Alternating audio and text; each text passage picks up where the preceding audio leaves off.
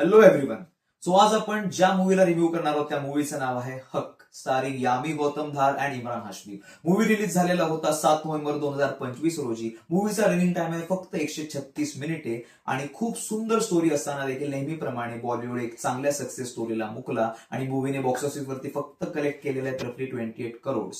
So movie basically आहे एक courtroom drama ज्यामध्ये आपल्याला Shazia Bano Begum real life story आहे. So how she faces some issues in her marriage. So basically matrimonial issues वरती based तुम्हाला story बघायला मिळते, ज्यामध्ये सुप्रीम कोर्टनं जे जजमेंट दिलेलं तिथून पूर्णपणे एक परंपरागत चालू असलेली चुकीची गोष्ट फायनली थांबवली गेली.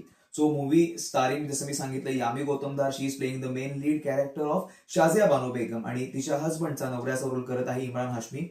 Imran Hashmi is playing lawyer here, ज्याचं नाव मूवीमध्ये दाखवलं गेलंय मोहम्मद अब्बास खान. सो मोहम्मद अब्बास खान एक टिपिकल मुसलमान आहे जो स्वतःच्या धर्मग्रंथाचा कुराणाचा स्वतः एक अर्थ काढतो आणि जसं तुम्हाला माहितीये की त्या धर्मामध्ये ज्या पद्धतीने लग्न होताना आपण कुबुले कुबुले कुबुले म्हणतो आणि ऑन द सेम लाईन्स जेव्हा कुठल्याही पतीला आपल्या पत्नीपासून सेपरेट व्हायचं आहे त्यावेळी फक्त 3दा त्याने तलाक हे असं म्हटलं की त्या क्षणी ते रिलेशन पूर्णपणे संपून जातं. पण तो 3 शब्द 3 वेळा ते उच्चारताना जेव्हा तो माणूस सगळं संपून बाजूला पडतो त्यानंतर त्या स्त्रीचं काय, तिच्या हाती असलेल्या पदरी असलेल्या मुलांचं काय, आणि हे सफरिंग आता त्या एक तो रूल जोपर्यंत होतो तोपर्यंत सगळ्या स्त्रियांनी फेस केल्या. पण this lady Shazia Bano Begum she became the pioneer. So ही मूवी बेस्ड आहे रिअल लाईफ स्टोरी जसं मी सांगितलं आणि याबद्दल एक पुस्तक देखील आपल्याकडे अवेलेबल आहे जे बुक लिहिलेलं आहे जिग्ना बोरा यांनी. त्या बुकचं नाव आहे बानो भारत की बेटी. सो त्या मूवीतनं पूर्ण इन्स्पिरेशन घेऊन हा मूवी बनवला गेलाय. डिरेक्टरचं नाव आहे सुपर्ण वर्मा आणि त्यांनी खरोखर खूप सुंदर काम केलेलं आहे. But I would like to appreciate the most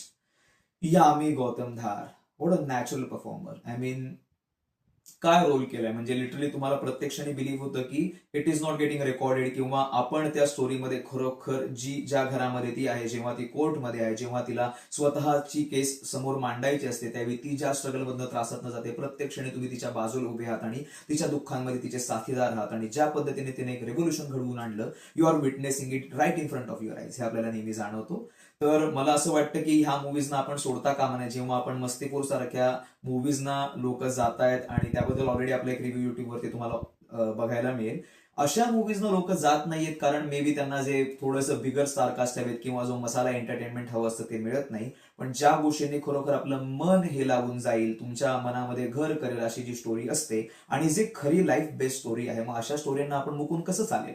so अजूनही मूवी थिएटरमध्ये अवेलेबल आहे. It's been almost a month now, पण तरी देखील शोज अजून सक्सेसफुली चालत आहेत. ही पण एक मोठी आपल्यासाठी एक सिग्नल किंवा पावती आहे की मूवी खरोखर जे सिलेक्टेड ऑडियन्स आहेत who work maturely and go to theatres, ह्या लोकांना तो मूवी प्रचंड आवडतोय. तुम्ही थिएटरमध्ये त्या मूवीचा लाभ घेऊ शकता किंवा थोडा वेळ थांबा, ओटीटी वरती अवेलेबल जरूर होईलच. बाकी तुम्हाला रिव्ह्यू कसा वाटला मला जरूर कमेंट सेक्शन मध्ये कळवा. भेटूयात पुढच्या रिव्ह्यू मध्ये. टिल देन धन्यवाद.